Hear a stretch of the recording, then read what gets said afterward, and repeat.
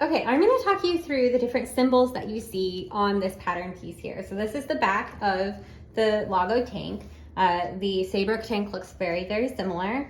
So the first thing you're going to see is this kind of bracket arrow that goes along this straight side of the back. This straight side is what we call the center back.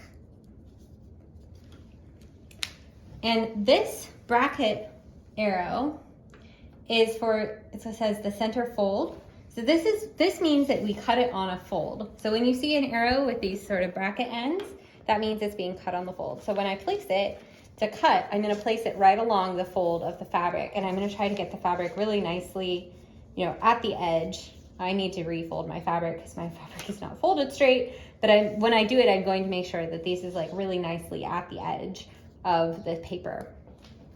This squiggly line, you can see it's labeled the stretch of the fabric. So like we were talking about, the cross grain, so that's perpendicular to the selvage, is the stretchier part of this fabric. So this line should be following along with that cross grain. So it should be perpendicular to the fold and the selvage. Then you have this line, which is the grain line. The grain line is what it says. It's the grain line. It goes parallel to the selvage and parallel to the fold. I think that's the only. Well, let me talk you through these markings here. You can kind of see them. These are what we call notches. I will go over those when we get to cutting out the fabric, but be aware that those are there. Do not unpin your pattern piece from your fabric until we have cut the notches.